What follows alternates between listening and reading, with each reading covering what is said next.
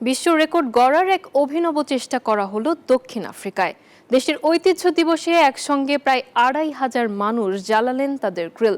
জাপানের রেকর্ড ভাঙার এই লড়াইয়ে শুধু উৎসবই নয়, ছিল ঐক্য আর এক মানবিকতার ছোঁয়াও।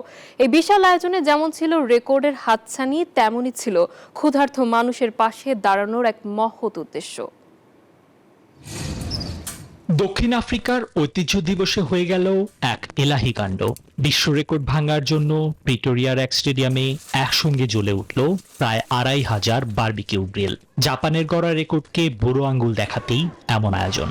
গিনেস বুকে লোকজনও খাতা কলম নিয়ে হাজির, সব ঠিকঠাক আছে কিনা দেখতে। একমাত্র স্মার্ট সিটি বসুন্ধরা, আধুনিকতায় এক ধাপ এগিয়ে। তবে ব্যাপারটা শুধু রেকর্ড ভাঙাভাঙির খেলা নয়, এর সঙ্গে জড়িয়ে ছিল একতার সুর। নানা সংস্কৃতির মানুষ একসঙ্গে এসে প্রমাণ করলেন, খাবারের চেয়ে বড় ভালোবাসার ভাষা আর হয় না।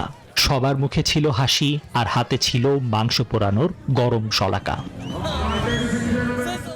এই উৎসবের সবচেয়ে মন ভালো করা দিক হলো, এখান থেকে পাওয়া অর্থ দিয়ে ১০ লাখ ক্ষুধার্ত মানুষের খাবারের ব্যবস্থা করা হবে। অর্থাৎ পেট পুড়ে খাওয়ার এই মহা আয়োজন অন্যেরও পেট ভরাবে। এখন শুধু অপেক্ষা, দুদিন পর গিনেস বুকের পাতায় দক্ষিণ আফ্রিকার নাম ওঠে কিনা সেটা দেখার। নিবিড় আমিন, নিউজ 24।